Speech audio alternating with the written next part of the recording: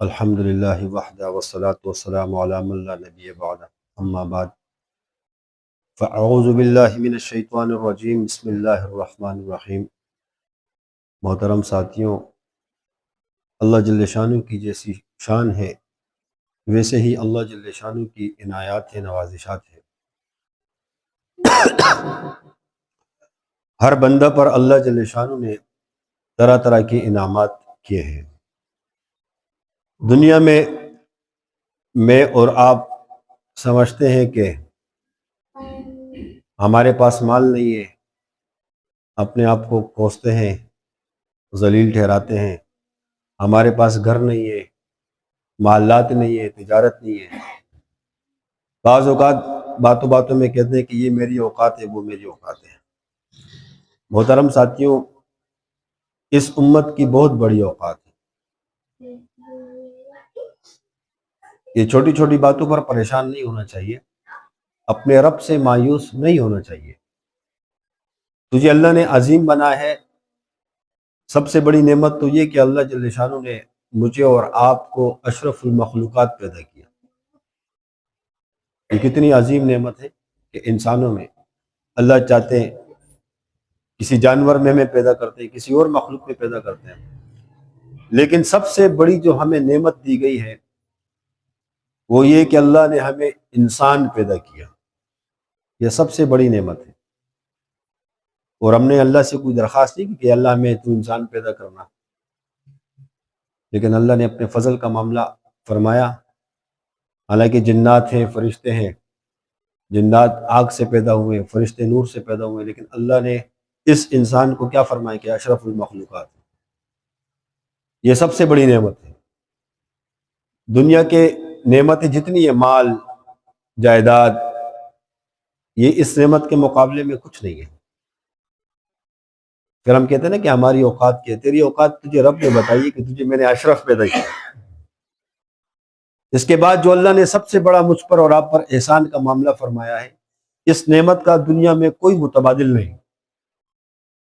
وہ سب سے بڑی نعمت یہ ہے کہ اللہ نے مجھے اور آپ کو اپنے لاڈلے رسول صلی اللہ علیہ وسلم کی امت میں پیدا کیا۔ یہ سب سے بڑا احسان ہے۔ یہ ایسے عظیم نعمت ہے کہ جس کا متبادل ہم تلاش نہیں کر سکتے۔ پھر ہم چھوٹی چھوٹی باتوں پہ مایوس ہوتے ہیں اپنے رب سے، اور کہتے ہیں کہ اللہ نے ہمیں کیا دیا، پریشان ہو جاتے ہیں۔ شیطان ہمیں مایوس کرتا ہے۔ ہمیں مایوس نہیں ہونا چاہیے، بلکہ اللہ کا شکر ادا کرنا چاہیے کہ اللہ نے اپنے لاڈلے رسول کی امت میں مجھے اور آپ کو پیدا کیا۔ کاش ہم سب سے پہلے نعمت کیا کہ اللہ نے ہمیں اشرف المخلوقات پیدا کیا، پھر اپنے حبیب کی امت میں پیدا کیا۔ اگر ہمیں اللہ نے موسیٰ علیہ السلام کی امت میں پیدا کیا ہوتا، عیسیٰ علیہ السلام کی کسی اور نبی کی امت میں بنایا ہوتا، تو ہم کچھ کر سکتے تھے؟ نہیں۔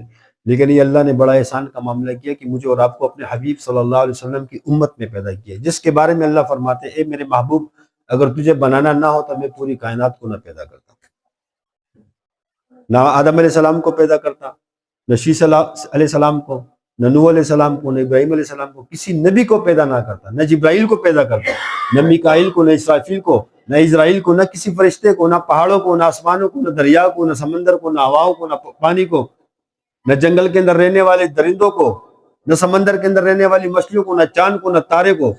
کسی چیز کو اللہ وجود نہ دیتے اگر اللہ نے اپنے محبوب کو پیدا نہ کرنا ہوتا۔ یہ کتنی بڑی عظیم نعمت ہے۔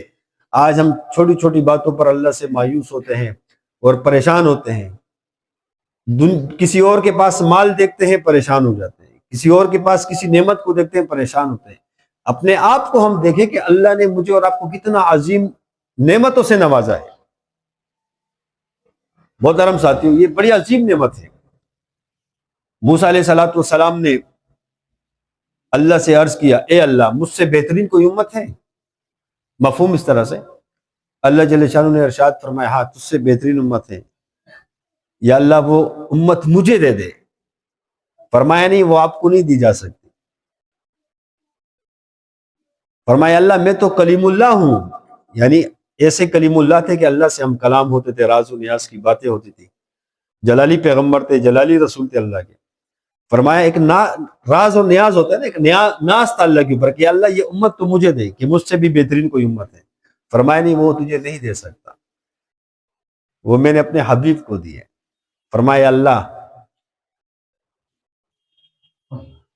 اس امت سے میری ملاقات ہو سکتی ہے؟ اللہ نے فرمایا ملاقات کیوں نہیں ہو سکتی؟ کہا اللہ اس امت کی آواز سن سکتا ہوں؟ اللہ نے فرمایا ہاں آواز سنا دوں گا. عالم ارواح کے اندر اللہ نے ہم سب کے جتنے میرے محبوب علیہ السلام کی امت ہے سب کو اللہ نے حکم دیا, سب کو پکارا اللہ نے. تو اللہ کے بات پر پوری امت کی جتنی روحیں تھی سب نے کہا اللہ کی طرف لبیک کیا کہ لبیک اللہم لبیک, اللہ ہم حاضر ہیں. جب موسیٰ علیہ السلام نے یہ پورے عالم ارواح کے اندر یہ تمام امتیوں کا جو یہ ترانہ سنا, یہ آواز سنی, اور شیدائی ہو گئے کہ یا اللہ اب تو یہ امت مجھے دے. فرمایا نہیں دی جا سکتی. پھر فرمایا اللہ اگر مجھے یہ امت نہیں دے سکتے آپ, یا اللہ پھر مجھے اس امت میں پیدا فرما دے. کہا یہ بھی نہیں ہو سکتا. اندازہ لگاؤ یہ کتنی عظیم امت ہے. آئی سب سے آخر میں ہے دنیا میں, جائے گی سب سے پہلے جنت میں. ایک جگہ مفہوم اس طرح سے ہے کہ یہ امت وہ امت ہے جو بنی اسرائیل کے کرتوتوں پر گواہ بنے گی. قیامت کے روز جب بنی اسرائیل کے قوم کے لوگوں کو اللہ بلائے گا اور حساب کتاب شروع ہوگا کہ آپ نے یہ کیا وہ کیا, وہ جھٹلانا شروع کر دیں گے کہ یا اللہ ہم نے تو یہ کام نہیں کیا. اللہ فرمائے گا میرے پاس گناہ ہے, گواہ ہے میرے پاس. یا اللہ کون سے گواہ ہے؟ میرے محبوب علیہ السلام کی امت گواہ ہے کہ آپ نے یہ کیا. امت کو بلایا جائے گا کہاں یہ کام کیے کہ نہیں. وہ پریشان ہو جائیں گے کہ یا اللہ یہ تو ہمارے دور میں تھی, یہ کیسے گواہ ہے ہمارے. وہ امت کیا کہے گی کہ اللہ نے اپنے کلام کو نازل کیا, اس کلام کے اندر بنی اسرائیل کے واقعات تھے کہ بنی اسرائیل کے لوگوں نے یہ کیا, تو لہٰذا ہم گواہ ہے کہ ہم نے وہ کلام پڑھا ہے کہ آپ لوگوں نے یہ کیا. یعنی اس امت کو دیکھو یار کتنی عظیم امت ہے. آپ علیہ السلام نے صحابہ نے عرض کیا کہ یا رسول اللہ آپ اپنی امت کو پہچانیں گے کہ نہیں. یعنی یہ کہ ایک تو صحابہ علیہ السلام کی زندگی مبارک میں موجود ہے, آمنے سامنے فیض, تربیت, سیکھنا سکھانا, استاد شاگرد پیر اور مرید موجود ہے. فرمایا یا رسول اللہ آپ قیامت میں جو آخری امت آئے گی جس کو آپ نے دیکھا نہ ہو آپ پہچان لو گے؟ فرمایا میں پہچان لوں گا اپنی امت کو. کیوں؟ کہا وہ جب آئیں گے تو ان کے پیشانی سے چمک اٹھے گی, ان کے کلائیاں چمک اٹھے گی, ان کے پاؤں روشن ہوں گے, یعنی وہ وضو کرتے ہوں گے کہ میں اپنی امت کو یہاں سے پہچانوں گا. میرے محترم ساتھیوں, ہم اتنے شکر گزار بندے اللہ کے بنے کہ اللہ نے ہمیں اپنا لاڈلا رسول دیا. ایک دفعہ صحابہ کرام رضوان اللہ علیہ مجمعین پر اللہ نے کلام نازل کیا. فرمایا کہ میں نے آپ لوگوں پر اپنا احسان کیا. یہ صحابہ سے خطاب ہے کہ میں نے آپ پر اپنا احسان کیا کہ میں نے اپنے محبوب کو آپ کو دیا. یعنی اپنا محبوب آپ کو دی, آپ پر احسان کیا. اللہ نے ہم پر احسان کیا کہ اپنے محبوب ہمیں دیا. بات آ رہی سمجھ میں؟ انسان دیکھو میری کوئی پسندیدہ چیز ہوتی میں کسی کو دیتا ہوں وہ کتنا خوش ہوتا ہے کہ دیکھو یہ اس کی چاہت کی چیز تھی, پسند کی چیز تھی, محبت تھا, عشق تھا, وہ مجھے دیا. تو بتاؤ اللہ کو اپنے محبوب سے عشق جس کی خاطر پوری دنیا کو بنایا اللہ نے وہ ہمیں عطا کیا. ہم کتنے خوش نصیب ہیں. لہٰذا ہم چھوٹی چھوٹی باتوں پر یہ نہیں پریشان نہ ہوا کریں. گھر نہیں ہے, وہ نہیں ہے, نوکری نہیں ہے, مال نہیں ہے, یہ نہیں ہے, یہ ضرورت کی چیز ہے. کس کی چیز ہے؟ ضرورت کی چیز ہے. آپ علیہ السلام کی زندگی مبارک کو دیکھا جائے کہ آپ علیہ السلام کو اللہ نے یتیم پیدا کیا. دنیا میں جیسے تشریف لے کر آئے والد کا سایہ موجود نہیں. اللہ نے 6-7 سال کی عمر میں والدہ محترمہ کو بھی اپنے پاس بلا لیا. یہ کس لیے؟ یہ اس لیے کہ امت کے اندر کوئی یہ نہ کہے کہ دیکھو ہم تو یتیم ہیں, وہ اپنے محبوب کو پیچھے دے کے اپنے نبی کو پیچھے دے کے ان کو تسلی مل جائے گی. اگر ہم پر افلاس, بھوک, یہ چیزیں آتی ہیں, پریشانیاں آتی ہیں, پریشان نہ ہو. اپنے محبوب کی زندگی میں دیکھو, پیچھے جا کر دیکھو, میرے نبی نے پیٹ پہ پتھر بھی باندھے. تو یہ حالات کیوں؟ کہ ہمیں تسلی ہو سکے. آج کوئی یہ نہیں کہہ سکتا کہ نبی علیہ السلام نے اپنے لیے یہ سہولت کی, وہ سہولت کی, امت کا کچھ نہیں کیا. ہم نہیں کہہ سکتے, کوئی مائی کلال یہ کہہ نہیں سکتا. محترم ساتھیوں, آپ علیہ السلام سے صحابہ نے عرض کیا رسول اللہ قیامت کے روز ہم آپ کو کہاں تلاش کریں گے, آپ کہاں ملو گے؟ فرمایا میں اپنی امت کے غرباء کے ساتھ ہوں گا. کس کے ساتھ ہوں گا؟ غرباء کے ساتھ, جو غریب. میں اپنی امت کے غریبوں کے ساتھ ہوں. بتا وہ نبی تو ہمیں قیامت کے دن نہیں بلا رہا. میرے محترم ساتھیوں, اس بات کی ہمیں فکر لگ جائے. نبی پاک صلی اللہ علیہ وسلم کے مبارک جتنے بھی طریقے ہیں، پاکیزہ طریقے ہیں، یقین کرو اس کے اندر 100% کامیابی ہے۔ نبی علیہ الصلوۃ والسلام کے طریقوں کو چھوڑ کر ہم زندگی گزاریں گے، اس میں 100% ناکامی ہے۔ آج ہم کہتے ہیں نا یہ میرے خاندان کے رسم و رواج ہے، شادی کا موقع ہوتا ہے، غمی کا موقع آتا ہے، یا دیگر 24 گھنٹے میں جو بھی معاملات آتے ہیں، ہم کیا کرتے ہیں؟ اپنے خاندان کے آباء و اجداد کے رسم و رواج کو فالو کرتے ہیں کہ نہیں خاندان میں ناک کٹ جائے گی، خاندان میں کسی کو منہ دکھانے کے قابل نہیں رہیں گے، نہیں وہ رشتہ دار ناراض ہو جائیں گے، یہ گانے بجانے تو ہونے چاہیے، یہ شادیوں میں یہ ناچ گانا تو ہونا چاہیے۔ مثال دے رہا ہوں، ایسے بہت سے معاملات ہیں جو ہم اپنے خاندان کے رسم و رواج کو لے کر چل پڑے ہیں۔ جیسے ہمیں خاندان کی فکر ہوتی ہے کہ فلاں مجھے تانے دے گا، یہ میرے آباء و اجداد کا طریقہ ہے، تو تھوڑا سے ہم یہ بھی غیرت اپنے اندر پیدا کریں، یہ بھی ہم تصور کریں کہ میرے نبی کا کیا طریقہ ہے، میرے نبی کا کیا حکم ہے۔ ہم دنیا کو ناراض کرنے سے ڈرتے ہیں کہ ناراض نہ ہو جائے، تو نبی علیہ الصلوۃ والسلام کو ناراض کرنے سے ہم خوش ہوتے ہیں۔ کتنی بڑی ناانصافی کی بات ہے، وہ نبی جو پیدا ہونے کے ساتھ زبان پر کیا ہے کہ یا اللہ میری امت کی مغفرت فرما، یا اللہ میری امت کو ہدایت عطا فرما، جیسے میرے محبوب علیہ الصلوۃ والسلام دنیا میں تشریف لے کر آئے اس وقت سے امت کا غم۔ آپ علیہ الصلوۃ والسلام جیسے پیدا ہوئے سجدے میں چلے گئے، آپ علیہ الصلوۃ والسلام کے ہونٹ مبارک ہل رہے تھے، کیا زبان مبارک پہ کیا الفاظ تھے کہ یا اللہ میری امت کو ہدایت دے، یا اللہ میری امت کی مغفرت فرما دے۔ پیدا ہونے کے ساتھ ماں عیسیٰ علیہ السلام اپنی ماں کی پاک دامنی کو بیان کر رہے ہیں کہ میری ماں پاک دامن ہے، اور یہاں میرے اور آپ کے آقا اپنی امت کے غم کے اندر ہے۔ میرے محترم ساتھیوں، آپ علیہ الصلوۃ والسلام کو اللہ نے 2 یا 3 بیٹے دیے، بچپن میں یہ اللہ نے لے لی۔ ایک دفعہ عائشہ رضی اللہ تعالیٰ نے عرض کیا کہ اللہ کے رسول، اللہ نے ہر نبی کی دعا کو قبول کیا، آپ بھی اللہ سے دعا کریں کہ اللہ میں اولاد دے، بیٹا ہو۔ فرمایا نہیں، وہ دعا میں نے قیامت کے دن چھوڑی، اپنی امت کے لیے استعمال کروں گا اس دعا کو۔ دیکھو وہاں بھی اپنی اولاد کو نہیں، اپنی ذات کو نہیں، نبی علیہ الصلوۃ والسلام اپنی امت کو ترجیح دیں۔ آپ علیہ الصلوۃ والسلام نے فرمایا مفہوم اس طرح سے، قیامت کے دن اللہ جنت سے تخت اتاریں گے کہ اور یہ حکم ہوگا اللہ کا کہ بیٹھ جاؤ، میں اکرام کے طور پر اس پہ ہاتھ رکھ دوں گا، بیٹھوں گا نہیں۔ ایسا نہ ہو کہ میں تخت پر بیٹھ جاؤں، مجھے جنت میں لے جائے، میری امت رہ جائے، میری امت کا کیا بنے گا۔ یہاں بھی امت کو نہیں بلایا۔ میرے محترم ساتھیوں، آپ علیہ الصلوۃ والسلام ایک دفعہ پانی پی رہے، وہ صحابہ، آپ علیہ الصلوۃ والسلام کا جھوٹا پانی بچ جاتا، وہ ہر کسی کی یہ تمنا ہوتی کہ اس کو مجھے حاصل ہو، میں اس کو پی سکوں، میں اس سے فیض یاب ہو سکوں۔ یہ صحابہ کا تھا۔ آپ علیہ الصلوۃ والسلام تھوک مبارک پھینکتے، صحابہ اپنے ہاتھ آگے کرتے، ملتے پورے جسم پر پھیلتے۔ آپ علیہ الصلوۃ والسلام کے پسینے مبارک سے عطر کی شیشیاں بھرتے، ہوں خوشبو کی جگہ استعمال کرتے، یعنی ایسے محبت اور عقیدت تھی آپ علیہ الصلوۃ والسلام سے۔ اسی طرح ایک موقع پر جب آپ علیہ السلام نے دیکھا ایک پیالہ لایا گیا، پانی پیا، پانی بچا، صحابہ کی نظریں ہیں کہ میرے محبوب مجھے دے دیں اور ہم اس کو نوش فرما لیں۔ میرے محبوب نے کیا کیا؟ نہیں، کسی صحابہ کو نہیں دیا، آب زمزم میں ڈال دیا کہ قیامت تک میری امت آئے گی وہ میرا جھوٹا پی رہے۔ یہاں بھی امت کو بلایا نہیں۔ بقرہ عید کا موسم آیا، آپ علیہ الصلوۃ والسلام نے اونٹ ذبح کیے، پر اپنی امت کے لیے بھی قربانی کی۔ وہ امتی جو قربانی نہیں کر سکی، میں نے اپنی امت کی طرف سے میں نے قربانی کر دی۔ بتاؤ کس کس موقع پہ نبی نے امت کو چھوڑا؟ نہیں چھوڑا۔ میرا اور آپ کا فرض بنتا ہے کہ نہیں کہ اس نبی کی دعا نہ ہوتی ہم خنزیر ہوتے یا بندر ہوتے کہ نہیں؟ فرمایا یا اللہ میری امت کا کچھ چہرہ مت بگاڑنا۔ اللہ نے تسلی دی، پھر فرمایا کہ اب اجازت ہے، مجھے اپنے پاس بلا لیں۔ یعنی وہاں بھی امت کو نہیں چھوڑا۔ آپ علیہ الصلوۃ والسلام کی دستک ہوتی دروازے پہ، جبرائیل علیہ السلام اندر آتے ہیں، اجازت لیتے ہیں، السلام علیکم یا رسول اللہ۔ آپ علیہ الصلوۃ والسلام جواب دیتے ہیں، فرماتے ہیں یا رسول اللہ اجازت ہے اندر آ سکو؟ اجازت ہے، آ جاؤ۔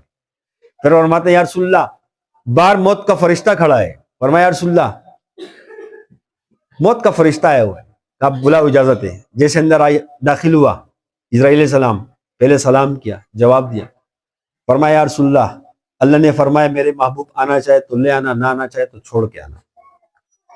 آپ علیہ الصلوۃ والسلام نے جبرائیل علیہ السلام سے مشورہ کی، بتاؤ تم کیا چاہتے ہو؟ کہا یا اللہ اوپر تو یا رسول اللہ صلی اللہ علیہ وسلم اوپر تو تیاریاں ہو چکی ہیں، سب استقبال میں کھڑے ہوں۔ فرمایا نہیں، جاؤ پہلے میرے رب سے پوچھ کر آؤ میری بات میری امت کا کیا بنے گا۔ اس وقت بھی امت کو نہیں بلایا، لیکن میں اور آپ کتنے بد نصیب ہے کہ ہمیں نبی کی یاد ہی نہیں آتی۔ یاد تو دور کی بات ہے، ہم تو درود ہی نہیں پڑھتے، درود میں بھی کنجوسی۔ سب سے بخیل شخص وہ جس کے سامنے میرے نبی کا نام آئے اور وہ درود نہ پڑھے۔ یہ حدیث کا مفہوم ہے کہ دنیا کا سب سے بدترین بخیل وہ شخص ہے جس کے سامنے نبی علیہ الصلوۃ والسلام کا نام آئے اور وہ درود نہ پڑھے۔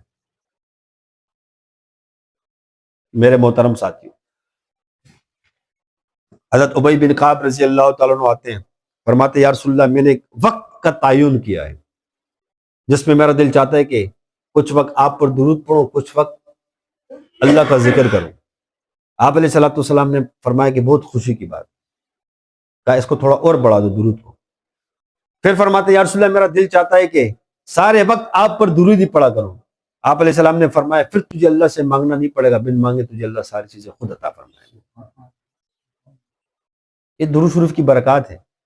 قبرستان میں جاؤ، کتابوں میں لکھا ہے بزرگوں کے واقعات میں کہ درود شریف پڑھو، ایصال ثواب کر تو پورے قبرستان والوں کو اللہ ان کی مغفرت فرما دیتا ہے۔ یہ اللہ کے نبی صلی اللہ علیہ وسلم کے قرب کا ذریعہ ہے۔ میرے محترم ساتھیوں، ہم نے اپنے نبی کو بلا دیا، ہمارے جسم کے اندر دیکھیں نبی ہمیں نظر نہیں آتا، نہ نبی کے طریقے نظر آتے، نہ ہمارے خاندان میں آتے، نہ گھر میں آتے، نہ ہمارے غم خوشی کے موقع پر آتے۔ یہ کتنا ہم بڑا ظلم کر رہے ہیں، ظلم کر رہے ہیں کہ نہیں کر رہے ہیں؟ کیونکہ لا الہ الا اللہ محمد رسول اللہ کلمے کے دو جز ہیں۔ لا الہ الا اللہ، اللہ کی اطاعت کس طرح ہوگی؟ اللہ کی اطاعت محمد رسول اللہ جیسے نبی علیہ الصلوۃ والسلام کا طریقہ ہے۔ اللہ نے قرآن میں حکم دیا نماز کو قائم کرو، اب طریقہ کون بتا رہے؟ آپ علیہ الصلوۃ والسلام۔ اس طرح نماز کو قائم کرو، فجر میں اتنی پڑھو، اتنی پڑھو۔ بتاؤ جو عمل نبی علیہ الصلوۃ والسلام کے طریقے سے ہٹ کرو وہ قبول نہیں ہوگا اللہ کے ہاں، اس کو مردود قرار دیا جائے گا۔ مثال کے طور پہ ایک شخص کہتا ہے کہ میں تو اپنے رب کی ہی عبادت کر رہا ہوں، رب کے ہی آگے 2 رکعت نفل پڑھ رہا ہوں، اور دل چاہتا ہے کہ 1 رکعت میں 2 سجدے کی جگہ میں 10 سجدے کروں کیونکہ اللہ کو زیادہ خوش کروں نا، سجدہ تو اللہ کے آگے سر جھکاؤں، کتنی اچھی بات ہے اپنے رب کے آگے۔ تو وہ 10 سجدہ کرے 1 رکعت میں، تو کیا وہ نماز قبول ہوگی؟ نہیں، اس کے منہ پہ مار دی جائے گی۔ اس کی وجہ کہ وہ نبی کے طریقے کے مطابق نہیں ہے۔ ان صحابہ کو بڑا فکر ہوتا تھا۔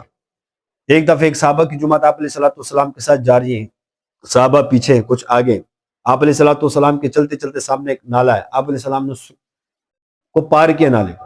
پیچھے جو صحابہ رہ گئے وہ کھڑے ہو گئے، انہوں نے رونا شروع کیا۔ کیوں رو رہے ہو؟ کہ ہم نے نبی کو دیکھا نہیں کہ نبی نے نالا کس طرح پار کیا، کہ ہم نبی اسی طریقے سے ہم بھی نالے کو پار کریں۔ یعنی صحابہ کی حرص کیا تھی کہ وہ نبی علیہ الصلوۃ والسلام کے مبارک طریقوں کو فالو کرتے تھے، اسی کے مطابق زندگی گزارتے تھے۔ ہم اور آپ کیا کر رہے ہیں؟ یہ بڑے غور کی بات ہے، اس پہ ہمیں غور کرنا چاہیے۔ اگر ہم خاندان کے رسم و رواج پر چلیں گے، اپنے طریقوں کے مطابق چلیں گے، تو اس پہ اللہ کی طرف سے وعدہ نہیں ہے، لیکن نبی کریم صلی اللہ علیہ وسلم کے طریقے پر 100% اللہ کا وعدہ ہے کہ میں تمہیں دنیا میں بھی اور آخرت میں بھی کامیاب کروں گا۔ میرے محترم ساتھیوں، یہ فکر ہمارے اندر ہو جائے کہ ہم نے نبی پاک صلی اللہ علیہ وسلم کے مبارک طریقوں کو اپنانا ہے۔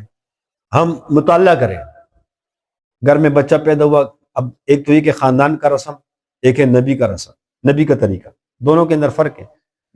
ہم سنت کرتے ہیں، ہم پروگرام کرتے ہیں، وہ کرتے ہیں، اچھی بات ہے، خوشی منانی چاہیے، شریعت کے مطابق ہو، لیکن کبھی ہم نے غور کیا کہ ہم اپنے نبی کی زندگی کو دیکھیں کہ جب صحابہ کے یہاں بچے ہوتے تھے، اہل بیت کے یہاں بچے پیدا ہوتے تھے تو وہ کیا کرتے تھے؟